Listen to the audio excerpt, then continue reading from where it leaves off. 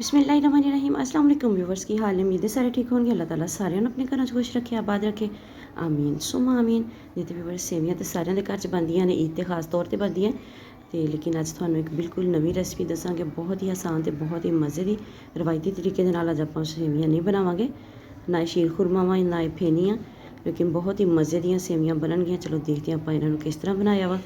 ਤੁਹਾਨੂੰ ਵੀਡੀਓ ਚੰਗੀ ਲੱਗੇ ਤੇ ਲਾਈਕ ਤੇ ਸ਼ੇਅਰ ਜ਼ਰੂਰ ਕਰਿਆ ਜੇ। ਚੈਨਲ ਤੇ ਨਵੇਂ ਆ ਤਾਂ ਚੈਨਲ ਨੂੰ ਸਬਸਕ੍ਰਾਈਬ ਕਰਕੇ ਜਾਇਆ ਜੇ, ਨਾਲ ਬੈਲ ਆਈਕਨ ਨੂੰ ਜ਼ਰੂਰ ਪ੍ਰੈਸ ਕਰਾਈ ਤਾਂ ਕਿ ਆਉਣ ਵਾਲੀ ਵੀਡੀਓਜ਼ ਦਾ ਨੋਟੀਫਿਕੇਸ਼ਨ ਤੁਹਾਡੇ ਤੱਕ ਆਸਾਨੀ ਨਾਲ ਪਹੁੰਚ ਸਕੇ। ਬਹੁਤ ਹੀ ਮਜ਼ੇਦਾਰ ਤੇ ਜ਼ਬਰਦਸਤ ਜਿਹੀਆਂ ਸੇਵੀਆਂ ਦੀ ਰੈਸਪੀ ਤੁਹਾਡੇ ਲਈ ਅੱਜ ਲੈ ਕੇ ਆਏ ਹਾਂ। ਚਲੋ ਹੁਣ ਆਪਾਂ ਰੈਸਪੀ ਸਟਾਰਟ ਕਰਦੇ ਹਾਂ। ਬਿਸਮਿल्लाहिर्रहमानिर्रहीम। ਸਭ ਤੋਂ ਪਹਿਲੇ ਆਪਾਂ ਸਵਈਆਂ ਲੈ ਲਈਆਂ ਵਾ। ਸਵਈਆਂ ਤੁਸੀਂ ਕੋਸ਼ਿਸ਼ ਕਰਨੀ ਹੈ ਜ਼ੀਰੋ ਸਾਈਜ਼ ਲਈਓ, ਬਹੁਤ ਬਾਰੀਕ ਸਵਈ ਹੋਣੀ ਚਾਹੀਦੀ ਆ। ਮੋਟੀ ਸਵਈ ਦੇ ਨਾਲ ਤੁਹਾਡੀ ਰੈਸਪੀ ਜਿਹੜੀ ਆ ਉਹ ਖਰਾਬ ਹੋ ਜਾਏਗੀ। ਸਵਈ ਜਿਹੜੀ ਆ ਕੱਚੀ ਰਹਿ ਸਕਦੀ ਆ ਅੰਦਰੋਂ, ਤੇ ਉਹ ਫਿਰ ਬਿਲਕੁਲ ਵੀ ਖਾਣ ਵਾਲਿਆਂ ਨੂੰ ਮਜ਼ਾ ਨਹੀਂ ਦੇਗੀ। ਦੇਖ ਲਓ ਤੁਸੀਂ ਇੰਨਾ ਕੁ ਸਾਈਜ਼ ਤੁਸੀਂ ਤੋੜਨਾ ਵਾ ਸਵਈਆਂ ਦਾ। ਅੱਛੇ ਤਰੀਕੇ ਦੇ ਨਾਲ ਇਹਨੂੰ ਤੋੜ ਲਓ। ਤੇ ਆਪਾਂ ਸਵਈਆਂ ਤੋੜ ਲਈਆਂ ਵਾ ਤੇ ਇਹਦੇ ਵਿੱਚ ਹੁਣ ਸ਼ਾਮਿਲ ਕਰਾਂਗੇ 3 ਟੇਬਲ ਸਪੂਨ ਆਪਾਂ ਇਹਦੇ ਵਿੱਚ ਖੁਸ਼ਕ ਦੁੱਧ ਦੇ ਸ਼ਾਮਿਲ ਕਰ ਦਿੱਤੇ ਆ, ਤੇ 3 ਟੇਬਲ ਸਪੂਨ ਹੀ ਇਹਦੇ ਵਿੱਚ ਪਿਸੀ ਹੋਈ ਚੀਨੀ ਸ਼ਾਮਿਲ ਕਰ ਦਿੱਤੀ। ਇਹਨੂੰ ਕਰਾਂਗੇ ਮਿਕਸ ਅੱਛੇ ਤਰੀਕੇ ਦੇ ਨਾਲ। ਤੇ ਬਰਤਨ ਦੇ ਵਿੱਚ ਤਕਰੀਬਨ 1.5 ਚਮਚ ਘੀ ਦਾ ਲੈ ਲਿਆ ਵਾ।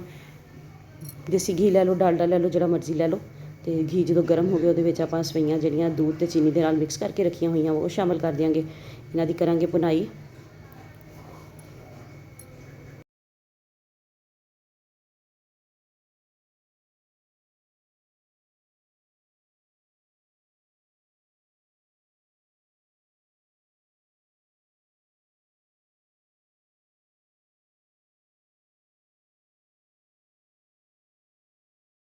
ਸਵਈਆਂ ਨੂੰ ਅੱਛੇ ਤਰੀਕੇ ਨਾਲ ਰੋਸਟ ਕਰ ਲਿਆ ਵਾ। ਤੇ ਹੁਣ ਇਹਨੂੰ ਆਪਾਂ ਇੱਕ ਬਰਤਨ ਲਵਾਂਗੇ, ਉਹਦੇ ਵਿੱਚ ਇਹਨਾਂ ਦੀ ਅੱਧੀਆਂ ਸਵਈਆਂ ਜਿਹੜੀਆਂ ਉਹਨਾਂ ਦੀ ਇੱਕ ਤਹਿ ਵਿਛਾ ਲਾਂਗੇ ਅੱਛੇ ਤਰੀਕੇ ਦੇ ਨਾਲ। ਬਿਲਕੁਲ ਇਕੁਅਲ ਹੋਣੀ ਚਾਹੀਦੀ ਹੈ, ਕਿਤੋਂ ਜ਼ਿਆਦਾ ਜਾਂ ਕਿਤੇ ਕਮ ਨਹੀਂ ਹੋਣੀਆਂ ਚਾਹੀਦੀਆਂ। ਅੱਛੇ ਤਰੀਕੇ ਨਾਲ ਇਹਨੂੰ ਇਸ ਤਰ੍ਹਾਂ ਹੀ ਚਮਚ ਦੇ ਨਾਲ ਦਬਾ ਕੇ, ਇਹ ਕੰਮ ਤੁਸੀਂ ਹੱਥ ਨਾਲ ਵੀ ਕਰ ਸਕਦੇ ਹੋ ਜੇ ਆਸਾਨੀ ਨਹੀਂ ਲੱਗਦੀ ਇਸ ਤਰ੍ਹਾਂ ਚਮਚ ਦੇ ਨਾਲ, ਤੇ ਹੱਥ ਦੇ ਨਾਲ ਵੀ ਦਬਾ ਕੇ ਇਹਨੂੰ ਤੇ ਇੱਕ ਸਾਰਾ ਇੱਕ ਤਰ੍ਹਾਂ ਦੀ ਤਹਿ ਬਣਾ ਲਓ ਇਹਦੀ। ਤੇ ਹੁਣ ਆਪਾਂ ਅਗਲੇ ਸਟੈਪ ਵੱਲ ਚੱਲਦੇ ਹਾਂ। ਥੋੜ੍ਹਾ ਜਿਹਾ ਦੁੱਧ ਲਾਂਗੇ ਤੇ ਉਹਦੇ ਵਿੱਚ 2 ਚਮਚ ਜਿਹੜੇ ਆ ਨਾ ਇਹਦੇ ਪਾਏ ਆ ਕਸਟਰਡ ਪਾਊਡਰ ਦੇ। ਇੱਕ ਛੋਟਾ ਸਾਸ਼ੇ ਜਿਹੜਾ ਹੁੰਦਾ ਨਾ ਉਹ ਸ਼ਾਮਿਲ ਕੀਤਾ ਵਾ। ਤੇ ਇਹ ਅੱਧਾ ਲੀਟਰ ਦੁੱਧ ਦੀ ਰੈਸਪੀ ਆ।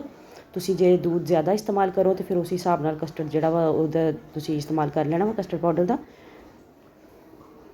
ਮਿਕਸ ਕਰਾਂਗੇ ਅੱਛੇ ਤਰੀਕੇ ਨਾਲ, ਕੋਈ ਵੀ ਲਮਸ ਨਹੀਂ ਹੋਣੇ ਚਾਹੀਦੇ ਇਹਦੇ ਵਿੱਚ। ਤੁਹਾਨੂੰ ਵੀਡੀਓ ਚੰਗੀ ਲੱਗੇ ਤੇ ਲਾਈਕ ਤੇ ਸ਼ੇਅਰ ਜ਼ਰੂਰ ਕਰਿਆ ਜੇ। ਚੈਨਲ ਤੇ ਨਵੇਂ ਆ ਤਾਂ ਚੈਨਲ ਨੂੰ ਸਬਸਕ੍ਰਾਈਬ ਕਰਕੇ ਜਾਇਆ ਜੇ, ਨਾਲ ਬੈਲ ਆਈਕਨ ਨੂੰ ਜ਼ਰੂਰ ਪ੍ਰੈਸ ਕਰੇ ਤਾਂ ਕਿ ਆਉਣ ਵਾਲੀ ਵੀਡੀਓਜ਼ ਦਾ ਨੋਟੀਫਿਕੇਸ਼ਨ ਤੁਹਾਡੇ ਤੱਕ ਆਸਾਨੀ ਨਾਲ ਪਹੁੰਚ ਸਕੇ। ਦੇਖੋ ਬਿਲਕੁਲ ਅੱਛੇ ਤਰੀਕੇ ਨਾਲ ਦਿਲ ਲਾ ਕੇ ਤੁਸੀਂ ਇਹਨੂੰ ਮਿਕਸ ਕਰਨਾ ਵਾ। ਇਹਦੇ ਵਿੱਚ ਕੋਈ ਵੀ ਲਮਸ ਨਹੀਂ ਹੋਣੇ ਚਾਹੀਦੇ, ਨਹੀਂ ਤਾਂ ਤੁਹਾਡੀ ਰੈਸਪੀ ਖਰਾਬ ਹੋ ਜਾਏਗੀ। ਚਲੋ ਦੇਖਦੇ ਹਾਂ ਕਿ ਹੁਣ ਆਪਾਂ ਨੈਕਸਟ ਕੀ ਕੰਮ ਕਰਨਾ ਵਾ। ਅੱਧਾ ਲੀਟਰ ਦੁੱਧ ਲੈ ਲਿਆ ਵਾ। ਦੁੱਧ ਨੂੰ ਥੋੜ੍ਹਾ ਜਿਹਾ ਬੋਇਲ ਆਉਣ ਦਾਂਗੇ। ਦੁੱਧ ਬੋਇਲ ਹੋਣਾ ਸ਼ੁਰੂ ਹੋ ਗਿਆ ਵਾ।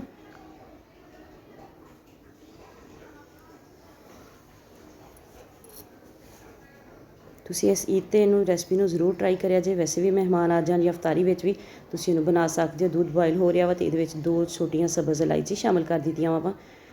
ਤੁਹਾਡੇ ਕੋਲ ਇਲਾਇਚੀ ਦਾ ਪਾਊਡਰ ਹੋਵੇ ਤਾਂ ਤੁਸੀਂ ਉਹ ਵੀ ਸ਼ਾਮਿਲ ਕਰ ਸਕਦੇ ਹੋ। ਥੋੜ੍ਹਾ ਜਿਹਾ ਇਹਨੂੰ ਪੱਕਣ ਦਾਂਗੇ ਦੁੱਧ ਨੂੰ, ਤਾਂ ਕਿ ਦੁੱਧ ਥੋੜ੍ਹਾ ਜਿਹਾ ਇਸੇ ਤਰ੍ਹਾਂ ਗਾੜਾ ਹੋ ਜਾਵੇ, ਕਿਉਂਕਿ ਦੁੱਧ ਜਦੋਂ ਗਾੜਾ ਹੁੰਦਾ ਵਾ ਉਹਦੇ ਵਿੱਚ ਖੋਏ ਮਲਾਈ ਦਾ ਟੇਸਟ ਆਪੇ ਹੀ ਆ ਜਾਂਦਾ ਵਾ। ਕੋਈ ਜ਼ਿਆਦਾ ਚੀਜ਼ਾਂ ਫਿਰ ਆਪਾਂ ਨੂੰ ਉਹਦੇ ਵਿੱਚ ਹੋਰ ਸ਼ਾਮਿਲ ਕਰਨ ਦੀ ਜ਼ਰੂਰਤ ਨਹੀਂ ਹੁੰਦੀ। ਤੇ ਚੀਨੀ ਸ਼ਾਮਿਲ ਕਰ ਦਾਂਗੇ। ਤਕਰੀਬਨ ਅੱਧਾ ਕੱਪ ਮੈਂ ਚੀਨੀ ਦਾ ਇਹਦੇ ਵਿੱਚ ਸ਼ਾਮਿਲ ਕੀਤਾ ਵਾ।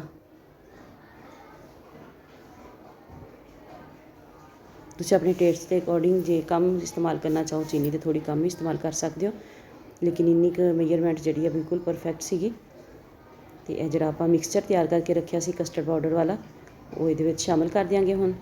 ਤੇ ਨਾਲੇ ਇਹਨੂੰ ਚਮਚ ਚਲਾਉਂਦਿਆਂ ਤੁਸੀਂ ਇਹਨੂੰ ਸ਼ਾਮਿਲ ਕਰਨਾ ਵਾ। ਇੱਕ ਹੀ ਦਫਾ ਸਾਰਾ ਮਿਕਸਚਰ ਜਿਹੜਾ ਵਾ ਇਹਦੇ ਵਿੱਚ ਸ਼ਾਮਿਲ ਨਹੀਂ ਕਰ ਦੇਣਾ, ਨਹੀਂ ਤਾਂ ਜਿਸ ਤਰ੍ਹਾਂ ਵਿੱਚ ਗਰਮ ਦੁੱਧ ਦੇ ਜਾਏਗਾ ਤੇ ਫੌਰਨ ਹੀ ਉਹਦੇ ਵਿੱਚ ਜਿਹੜੇ ਆ ਨਾ ਲਮਸ ਬਣ ਜਾਣਗੇ। ਤੇ ਇਸ ਟੈਨਸ਼ਨ ਤੋਂ ਬਚਣ ਲਈ ਤੁਸੀਂ ਆਹਿਸਤਾ ਆਹਿਸਤਾ ਇਹਨੂੰ ਥੋੜ੍ਹਾ ਥੋੜ੍ਹਾ ਕਰਕੇ ਇਹਦੇ ਵਿੱਚ ਪੋਰ ਕਰਨਾ ਵਾ। ਤੇ ਦੇਖੋ ਮਾਸ਼ਾਅੱਲਾ ਕੰਸਿਸਟੈਂਸੀ ਚੈੱਕ ਕਰ ਲਓ ਇਹਦੀ, ਇੰਨੀ ਕੀ ਕੰਸਿਸਟੈਂਸੀ ਹੋਣੀ ਚਾਹੀਦੀ ਆ।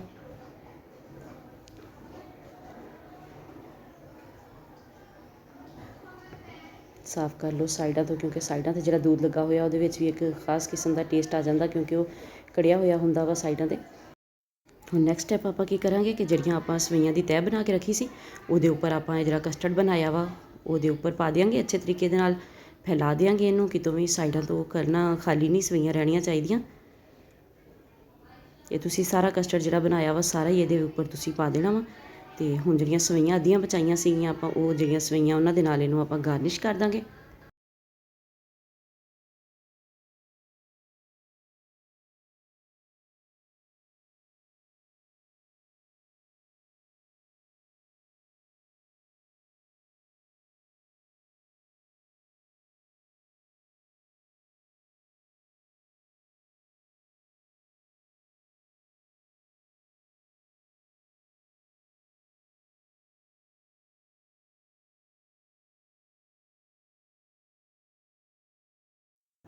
ਸਵਈਆਂ ਦੇ ਨਾਲ ਗਾਰਨਿਸ਼ ਕਰਨ ਤੋਂ ਬਾਅਦ ਬਦਾਮ ਪਿਸਤੇ ਬਾਰੀਕ ਕੱਟ ਕੇ ਇਹਦੇ ਉੱਪਰ ਤੁਸੀਂ ਲਾ ਦਿਓ।